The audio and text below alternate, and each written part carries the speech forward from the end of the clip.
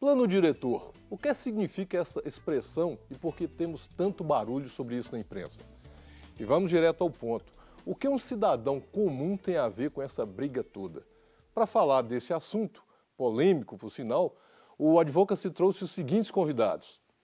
Professor Tiago Jardim é arquiteto, economista e pesquisador no IPEA. É autor de um estudo sobre o plano diretor que quebra com muitas crenças sobre o assunto. O Dr. Fernando Borja é advogado, administrador e vereador em Belo Horizonte.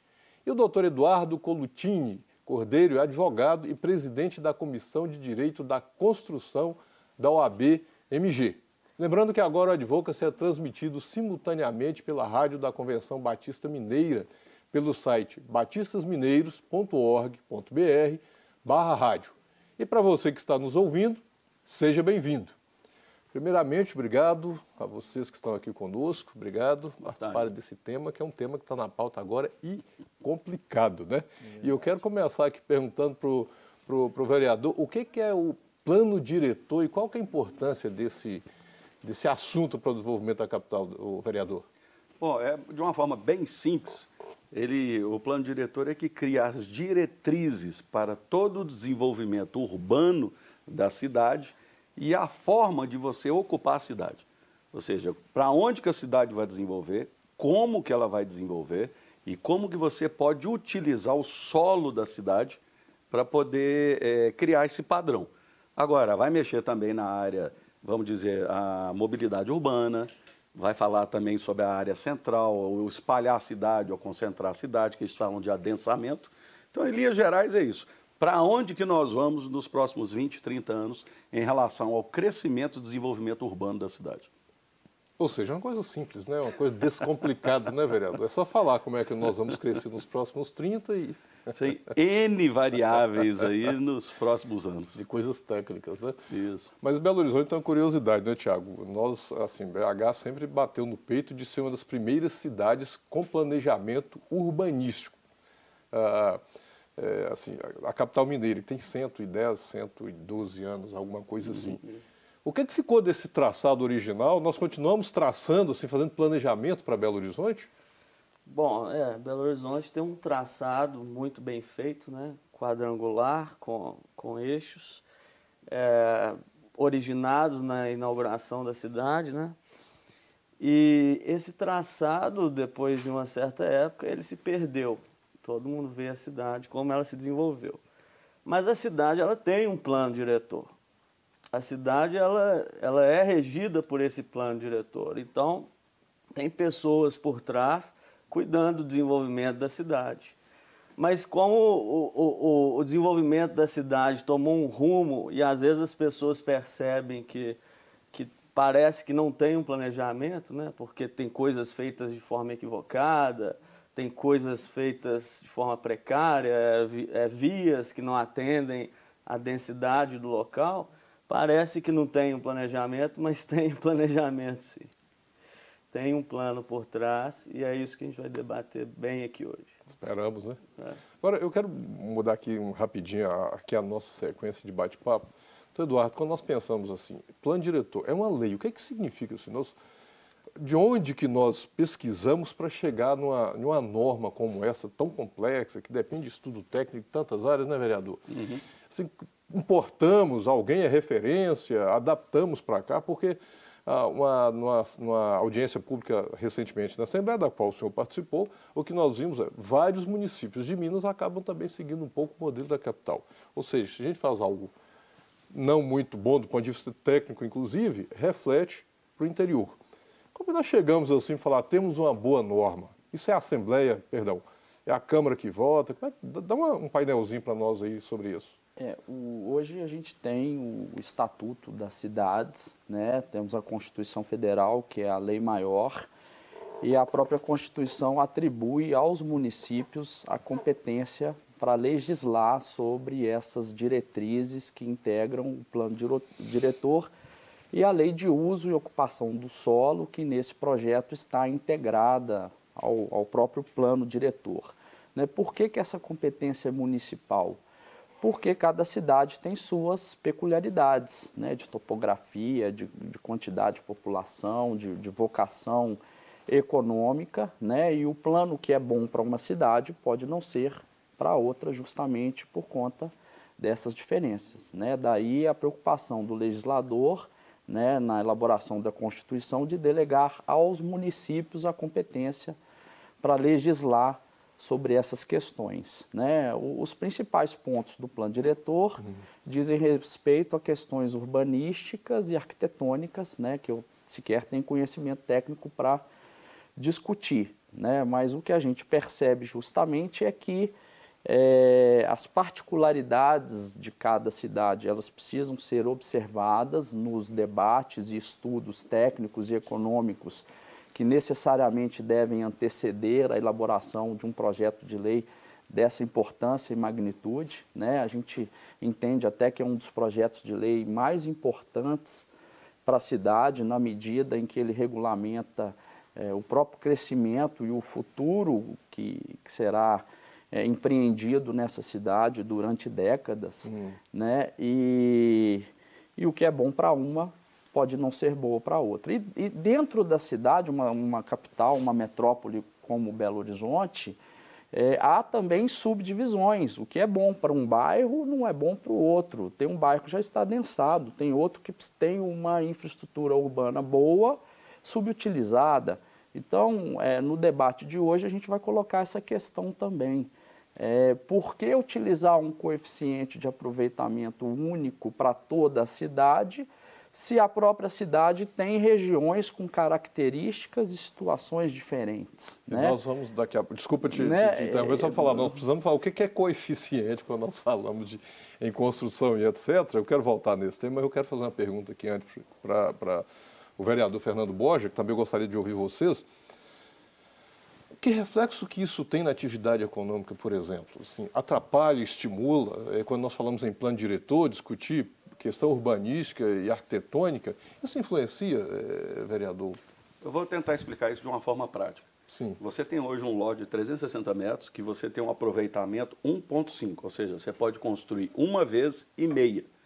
Então, 360 metros vezes uma vez e meia, você consegue fazer 6 apartamentos de 90 metros.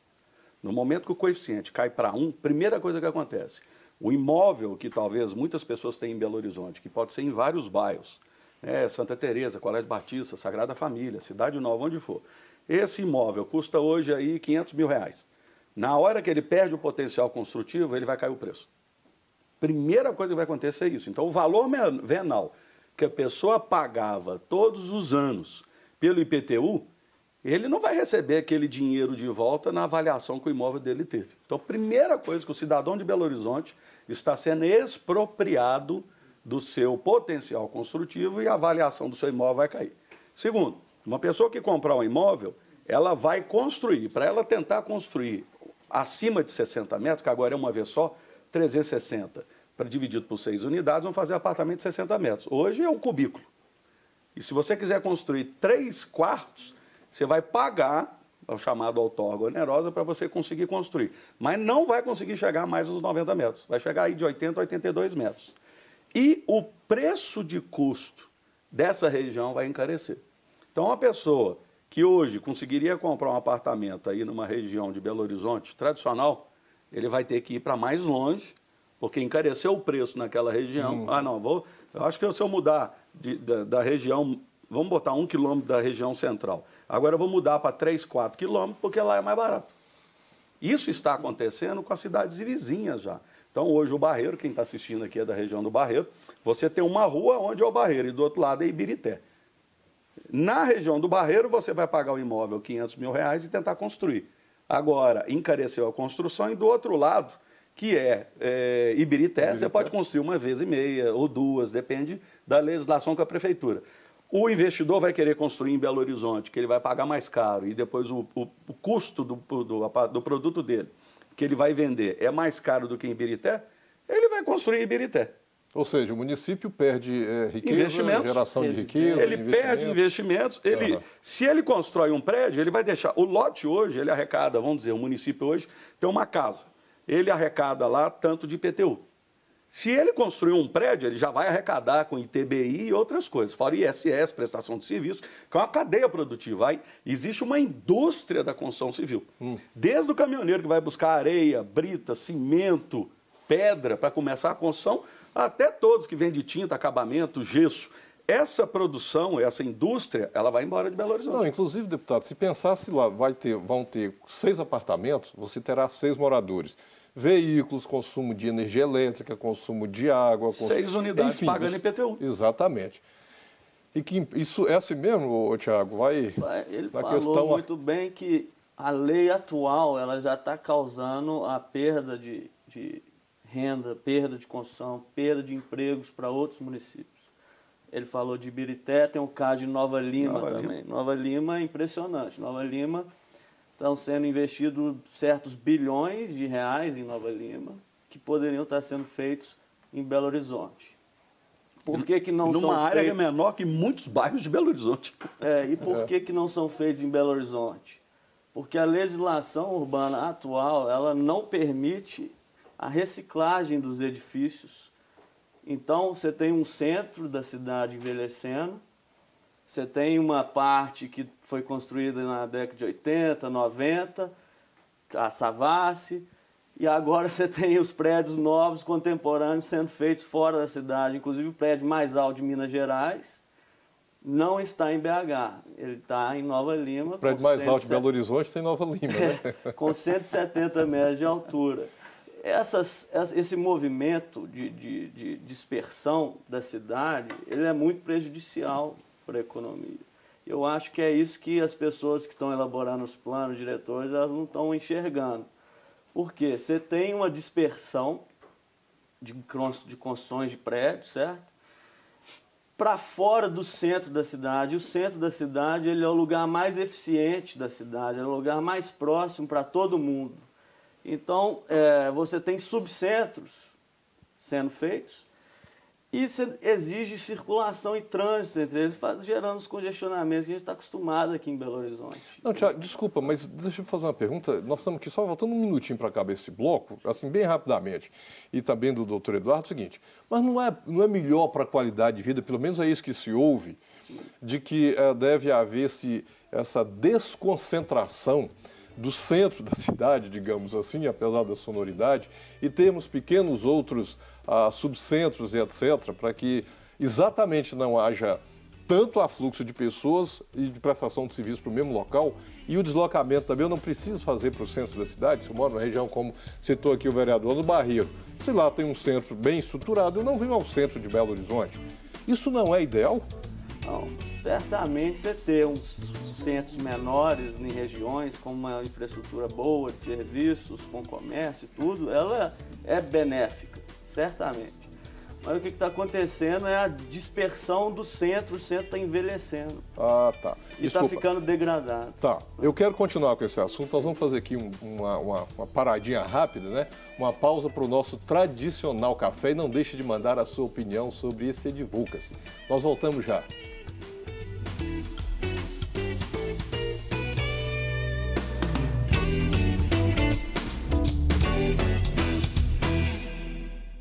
E estamos de volta com o Advocacy conversando sobre o plano diretor. Você tem alguma pergunta ou comentário? Então envie a sua mensagem para o WhatsApp 31 98027 0984. Eu retomo esse segundo bloco, conversando aqui com o Tiago. Nós havíamos falado da questão de qualidade de vida, de desconcentrar e, enfim, não é bom ficar ou separar essa concentração que há nas grandes cidades, Tiago? Sim. Bom, é bom você ter um planejamento de cidade compacta, eficiente para a economia. Isso gera recursos para investimento em serviços de trânsito e etc. Mas o que está acontecendo aqui, essa dispersão dessa densidade populacional, ela está associada a níveis inferiores de produtividade. Inclusive eu mostro isso no meu estudo, que se você tivesse construção de arranha-céus no centro, só para você ter uma ideia, um arranha-céu é um edifício maior de 200 metros. No centro, o prédio mais alto é o JK, tem 120 metros de altura só. Em BH nós não temos arranha-céu? Praticamente não. E até São Paulo, uma cidade de 20 milhões de habitantes, não tem um arranha-céu. Enquanto você vê o que está sendo feito na China, na Coreia, em Singapura, nos Estados Unidos, com prédios de 300, 400 a 500 metros de altura, com um valor agregado muito grande na região central, eu fiz uma análise que um prédio em Nova York, de 432 metros de altura, vale o valor de mercado de praticamente o hipercentro de Belo Horizonte inteiro.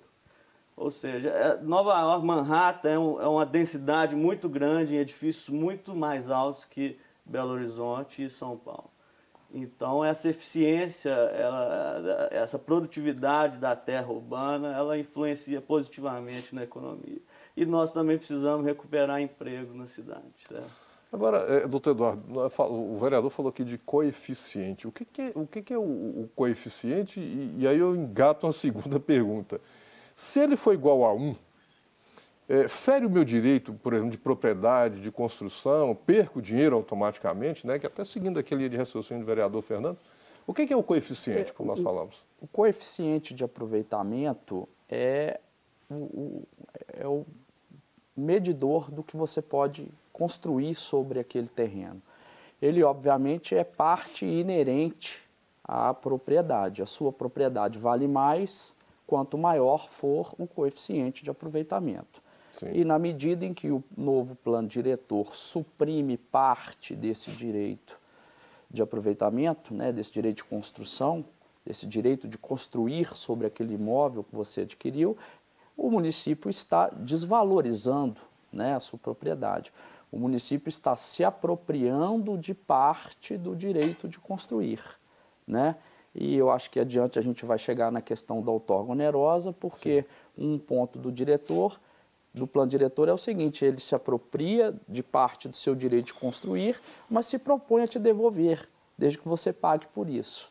Então, quer dizer, essa redução genérica para toda a cidade, sem observar as diferenças das regiões, né, essa redução acentuada, coeficiente básico 1, que é um coeficiente muito restritivo para toda a cidade, ela me parece que tem um viés de arrecadação, porque o município, ao tratar o coeficiente baixo, baixo e restritivo para toda a cidade, ela não está observando as particularidades de cada região da cidade. E ela está se apropriando de um direito que hoje pertence ao proprietário de imóvel, sem indenizá-lo, sem dar a ele qualquer contrapartida.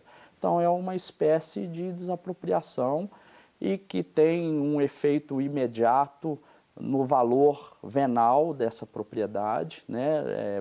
Retira parte do valor de venda dessa propriedade e acaba desvalorizando, de uma forma geral, toda a cidade, né? Especialmente aqueles imóveis que hoje possuem um coeficiente básico superior a 1. E eu acho que também é interessante a gente lembrar, o vereador pode falar disso melhor, porque Belo Horizonte, a área geográfica de Belo Horizonte é muito pequena, né? Assim, ela é pequena. Se a gente andar aqui pela Zona Sul, região Leste, região Oeste, rapidamente a gente esbarra nos municípios da região metropolitana, né? Então, geograficamente, talvez Belo Horizonte seja o menor município da região metropolitana da capital. Me parece que sim, né? Já medi isso. Já. Sabará, eu sei que Betim e outros, Esmeraldas tem uma extensão muito grande, mas Belo Horizonte tem uma... menor que as capitais brasileiras também. Belo Horizonte é um município muito pequeno. Eu não lembro o número direito agora, não, mas eu já medi isso já. É pequeno. É absurdo. Eu acho que é umas 10 vezes menor que São Paulo, umas 5 vezes menor que Chicago. Mais ou menos nisso. Ou seja, isso facilita empurrar o investimento para as cidades da região metropolitana. A própria inexistência de terrenos disponíveis revela que Belo Horizonte é uma cidade pequena e já praticamente toda ocupada. Então, o que você precisa? Alinhado com o que o Tiago disse anteriormente, você precisa da renovação da paisagem. Hoje, novos empreendimentos, às vezes, surgem como o empreendedor adquire 2, 3 casas, unifica os lotes e ergue sobre os 3 lotes um prédio. Agora, se o potencial construtivo dessas casas for reduzido drasticamente, você não vai ter condições, né, Só para entrar nesse exemplo, rapidão, aqueles prédios antigos de 4 andares no centro de Belo Horizonte, colados um no outro, ocupando o terreno inteiro. Aquilo lá para reciclar já é difícil. Verdade. Porque ele já tem um coeficiente de 4,0. E a gente, hoje, o coeficiente é de 2,7 só, podendo cair para 1,0. Ou seja, você vai comprar o que é mais caro, mas vai ter que vender mais barato. Não vai conseguir reciclar os prédios, não vai conseguir. E os empreendimentos novos, como todo mundo gosta de coisa nova aqui em Belo Horizonte, vão sendo feitos fora da cidade, nos terrenos vazios, e não vai conseguir reciclar esses imóveis. O coeficiente de aproveitamento no centro dessas cidades que eu estudei, é bom citar isso, ele chega a 20. Tem prédios que tem um coeficiente de 30. Onde seja, é um terreno que você pode construir 30 vezes a área desse terreno, mas né, aqui, no centro. Desculpa, mas só para voltar a falar aqui dessa outorga onerosa, é isso? Quer dizer, há a possibilidade, como o senhor mesmo disse, olha, proíbe, mas eu te devolvo, se me pagar. O que é essa outorga onerosa que está se falando aí? É isso que está se dizendo assim, é mais um imposto? Seria isso, vereador? De forma oculta, é um imposto. Sim. Porque ele está integrado sem ninguém notar. Então, se eu podia construir 1,5 vezes, agora eu só construo 1, não, tudo bem. Mas se você quiser construir 1,5 vezes, você me paga. Então, por isso que chama-se outorga. A prefeitura te dá o direito de você construir desde que ele te onere. Ou seja, você me paga por isso. Agora, o curioso é o seguinte, na minha mente funciona também como um certo princípio ou filosofia. Se eu quero atrair investimento e alguém já tem 1,5 vezes, em vez dele construir um prédio lá, igual eu estava falando, de 360 metros e ele fazer 6 apartamentos de 90, se tivesse congelado do mesmo jeito que está e ele abre a outorga onerosa, a pessoa, em vez de construir um prédio de 6 apartamentos, ele quer construir de 12. Ou ele quer construir de 18. A prefeitura ia arrecadar do mesmo jeito, o proprietário não ia perder dinheiro do imóvel e mais. Se em vez de 6 eu fizer 18, o preço do apartamento vai cair. Eu preciso vender 18 unidades, em vez de vender 6. Então, eu preciso abaixar o preço para poder atrair mais cliente. Ou seja, a prefeitura está dando um tiro no pé. Se ela simplesmente não reduz esse potencial para 1, deixa do mesmo jeito, mas dá a liberdade para a pessoa construir através de outorga onerosa quantas vezes ela quiser, vai atrair investimento. Agora, para que é isso? Por que foi criado isso, essa outorga onerosa? Isso é um instrumento, ou vamos dizer, uma ferramenta que foi criada para se arrecadar imposto, para colocar esse dinheiro num fundo, para tentar construir ou resolver o problema de residências em Belo Horizonte. Belo Horizonte tem um déficit hoje de 54 mil unidades, e principalmente na área social. Só que eles estão com tanta sede de tentar fazer isso, que eles estão deixando de arrecadar mais em menos tempo, achando que eu vou apertar o pescoço da população, porque quem quiser construir agora vai ter que pagar. Sendo que se ele aumentasse o potencial construtivo de quem quisesse para pagar, ia fazer o que acontece hoje em Nova Lima. Ia ter gente querendo investir aqui, porque aqui nós estamos dentro dos grandes centros, você tem as melhores escolas, os melhores hospitais, a melhor prestação de serviço aonde você quiser. Não, eu vou lá para Nova Lima e de Nova Lima agora eu tenho que vir em Belo Horizonte para poder pegar o serviço que aqui tem. Aí o que acontece? Em vez só da construção ir embora, começa aí o serviço ir embora. As universidades estão indo para Nova Lima, os grandes hospitais estão indo para Nova Lima, as grandes empresas estão indo para Nova Lima, ou seja, Belo Horizonte está exportando o desenvolvimento econômico.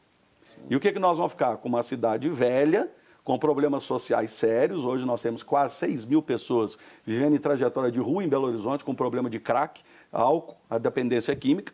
Nós estamos tendo cada dia mais furtos e invasões no centro da cidade. E quem consegue hoje andar no hipercentro de Belo Horizonte seguro? Agora, me diz uma coisa aqui, vereador, mas eu estou falando, é uma lei que está tramitando na Câmara, não foi votada. Foi votada no primeiro turno. Primeiro turno. Está alterando. Isso na anterior não tem por exemplo, essa outorga onerosa não tem. Né? Quem que mandou? Foi o município? É de origem do executivo? Esse projeto que está sendo tão polêmico e discutido? É a origem do executivo. E a Câmara, e aí os vereadores também podem fazer as suas emendas e alterar e etc. Né? Podem fazer as emendas, mas infelizmente em Belo Horizonte nós temos uma Câmara que não é independente do executivo. O executivo, de certa forma, manda e desmanda no legislativo. Basta ver que dos 41 vereadores, um presidente não vota, de 40, somente 6 foram contra. 34 seguiram a ordem, vamos dizer assim, que foi dada na casa.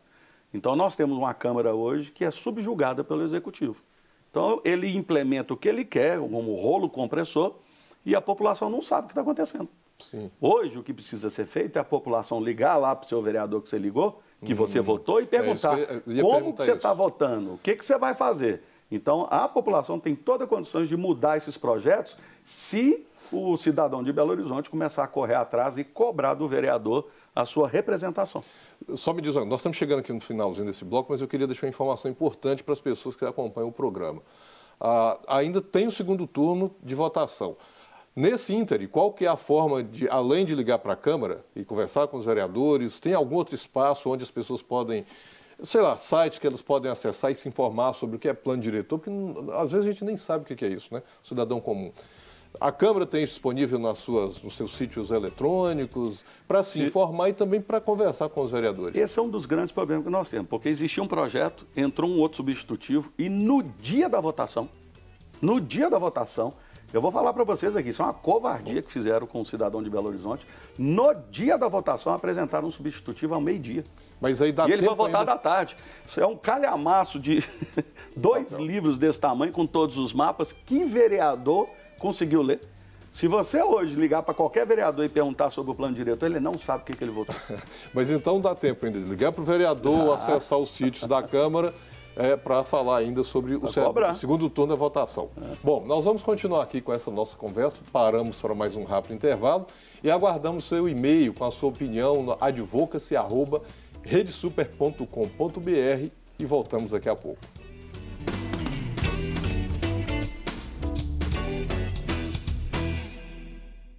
Estamos de volta com o Advocacy conversando sobre o plano diretor. Lembrando que todos os nossos programas estão no YouTube da Rede Super. É só digitar youtube.com/TV Rede Super. Curta o programa que você gostou e marque o sininho para acompanhar a nossa programação. Bom, eu vou voltar aqui nesse último bloco perguntando aqui para o doutor Eduardo sobre o impacto financeiro, né? Nós temos aqui, qual que é o impacto financeiro do novo plano diretor e que esse novo plano diretor poderá desencadear para Belo Horizonte. Assim, nós vamos ganhar, vamos perder? Como que é a sua visão sobre isso? O primeiro impacto imediato é para os proprietários de imóveis que terão seus imóveis automaticamente desvalorizados. Né? Eu trouxe até aqui algumas informações, né? Porque eu acho que o segundo impacto econômico mais relevante é a questão do emprego, né?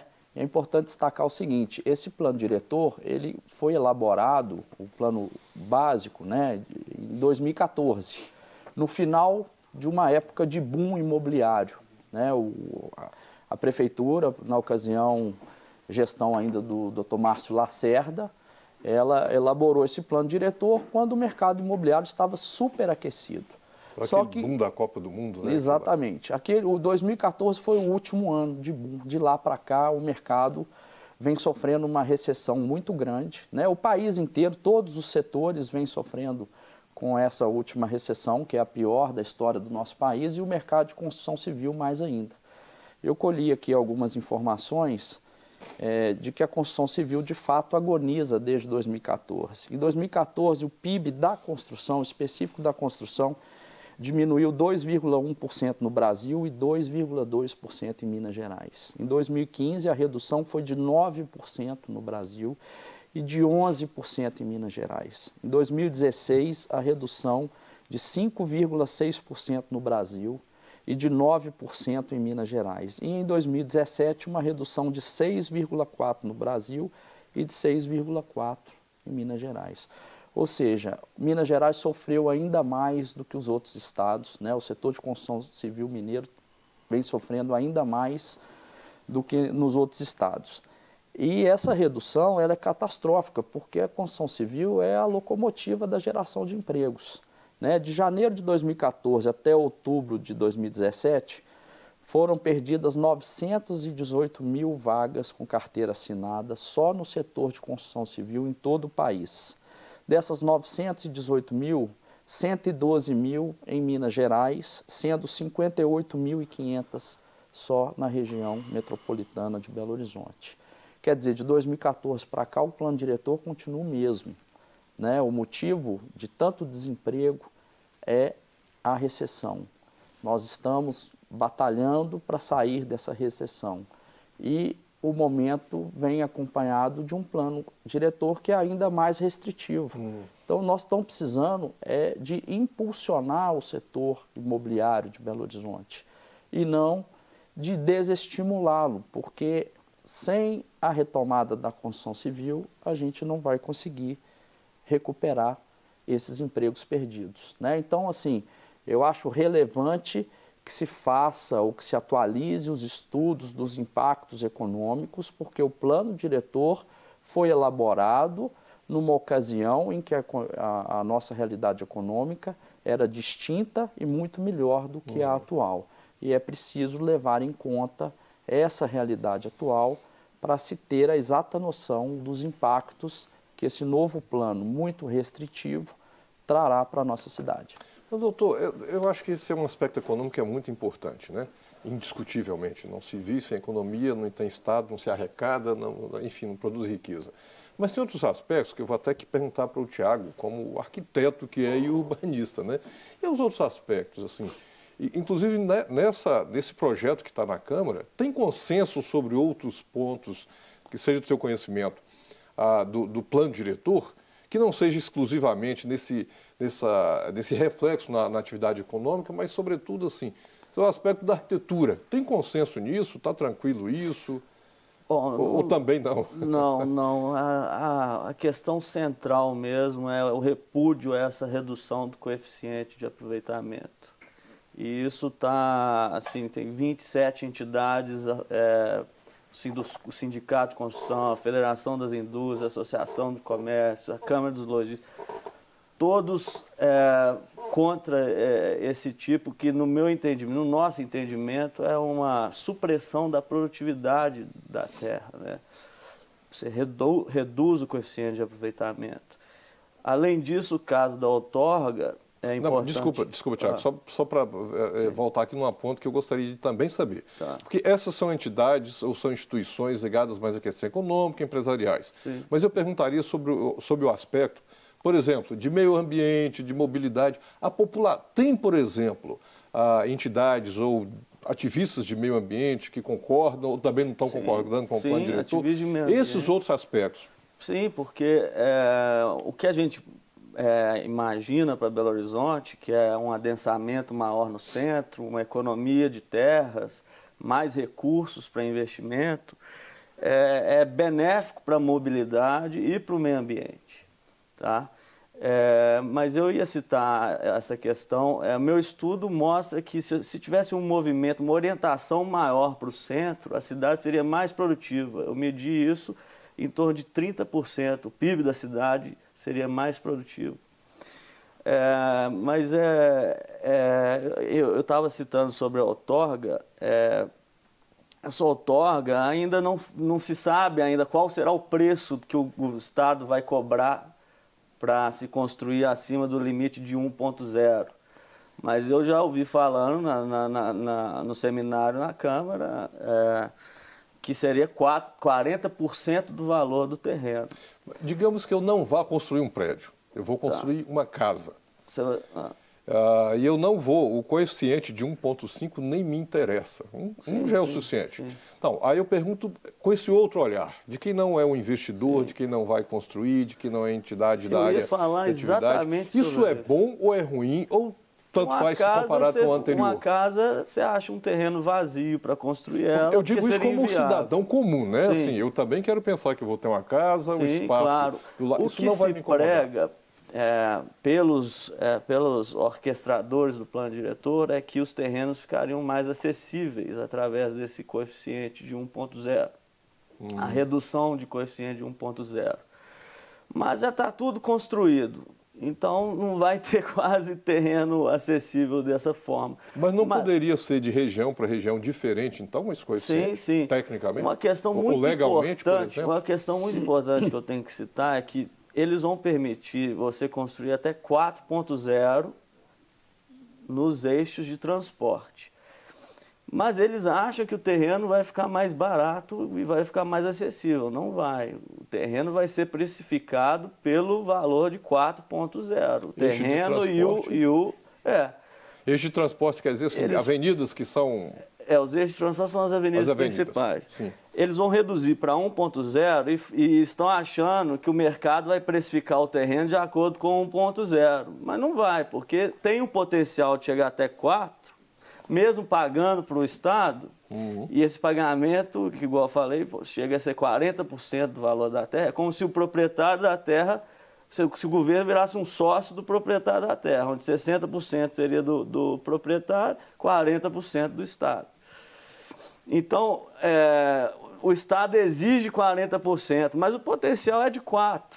O construtor vai construir os 4%, vai vender a 4.0. Então, o terreno ele é precificado a 4%, 40%, nesse caso é do Estado, 60% do proprietário. Então, isso não embarateia, a meu ver, não deixa mais barato os terrenos. Ainda tem uma coisa curiosa. Sim. Pelo que eles estão pensando, vai acontecendo que nos próximos anos eles vão aumentar as alíquotas dos impostos nos terrenos.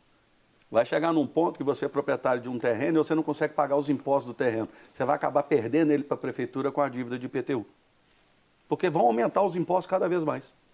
Agora, vereador, já até aproveitando aqui a sua fala, para fazer uma pergunta assim, qual seria o canal ainda para se tentar chegar num consenso com o município, com o executivo? Há essa possibilidade, tem tempo para isso, qual que é o canal para isso, de que forma que a população pode participar disso, batendo também na porta do prefeito, olha, queremos falar sobre isso. E encerro aqui também, até porque estamos chegando aqui no finalzinho, sobre assim, o cidadão comum, como que ele envolve nisso? Porque as entidades têm mais facilidade, né? Bom, para tentar chegar no consenso. Eu vou tentar resumir de uma forma prática. O que vai acontecer é o seguinte, o cidadão pode se mobilizar, ir na Câmara Municipal, conversar com o vereador por vereador e pressioná-lo. Se ele não conseguir, ele pode tentar no prefeito, que não vai conseguir nunca. Os vereadores, você tem mais chance de conversar com ele e pressionar. Agora, em última instância, vai demorar, mas a próxima eleição vai chegar. E na hora que chegar a próxima eleição, o povo vai julgar o executivo. E ele vai querer que continue com ele, ou vai querer alguém que fale, eu discordo disso aqui e querer mudar tudo. Foi o que aconteceu no Brasil nesse ano.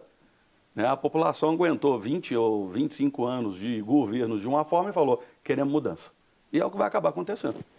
Agora, minha questão, eu quero deixar a minha última frase aqui, dizer o seguinte, nós estamos vivendo uma situação onde nós precisamos definir que tipo de Estado que nós queremos. Nós queremos um Estado onde nós dizemos ao Estado o que ele deve fazer, nós, povo, vamos dizer para o governante como ele deve administrar, ou o governante vai dizer o que eu posso fazer. Essa é a pergunta principal. Nós somos funcionários do governo ou é o governo que é o nosso funcionário? Esse ponto a população do Brasil vai ter que tomar essa decisão. É isso mesmo, doutor? Sem dúvida. O intervencionismo hoje é exacerbado, né? Então, a gente... São Paulo, por exemplo, já... Tá na propriedade, né? O São Paulo fez um movimento similar a que Belo Horizonte está pretendendo fazer, né? E eles detectaram as consequências econômicas nefastas desse novo do coeficiente restritivo e já trataram de flexibilizar. Então, quer dizer, São Paulo viu o erro depois e corrigiu. Nós estamos tentando mostrar o erro antes que ele entre em vigor para evitar que aconteça o mesmo. Mas, infelizmente, até agora vem prevalecendo a vontade aí do município, a despeito da alteração significativa da situação econômica, desde a elaboração desse plano até a sua efetiva votação na Câmara dos Vereadores. E aí, Tiago, aqui encerrando esse nosso bate-papo, é isso também? Como é que nós participamos dessa conversa toda? Mesmo que a gente não entenda, mas a gente quer participar, né? Nós, moradores de Belo Horizonte. É isso, o controle aqui está muito exacerbado e está sendo prejudicial para Belo Horizonte. É interessante citar um estudo de um economista, urbanista, chefe do Banco Mundial, que ele fala que em economias mais livres e onde o mercado orienta as coisas, você tem um centro próspero e não tem esse espalhamento em multicentros que tem aqui em Belo Horizonte, que é forçado pela legislação urbana. É uma adaptação do mercado às condições políticas, entende? E que está sendo ineficiente para a economia da cidade. Ou seja, ou seja, nós temos que traçar outros caminhos para a gente fazer discussão sobre esse plano, né? Bom, Essa conversa ainda vai longe, né, vereador? Nós queremos participar mais dela. Mas nós agradecemos aqui a participação do doutor Eduardo, do Tiago, do vereador Fernando Borges. Muito obrigado, realmente foi muito importante aqui, muito esclarecedor para todos nós. Para mim, inclusive, né, eu sou advogado, não acompanho essa matéria, mas foi muito bom para mim. Eu acredito que tenha sido para todos que estão nos acompanhando. Obrigado aqui pela participação de vocês. Nós que agradecemos a oportunidade. Obrigado, eu espero que a gente tenha a oportunidade de voltar aqui com esse tema, porque realmente ele é de grande importância, não só para Belo Horizonte, mas o Brasil inteiro. Tem que discutir isso, cada um no seu lugar, né? Sem dúvida. E nós chegamos aqui ao fim de nosso programa e queremos ouvir a sua opinião, ou mesmo ouvir a Prefeitura de Belo Horizonte sobre este assunto. Se quiser, estamos à disposição para falar sobre o mesmo e aguardamos vocês no nosso próximo Advocacy. Não quer ficar um segundo por fora da nossa programação? Agora você pode nos acompanhar através das plataformas digitais. Não perca tempo. Acesse, curta e siga-nos. Fique por dentro de tudo o que acontece por aqui. Rede Super, inspirando você.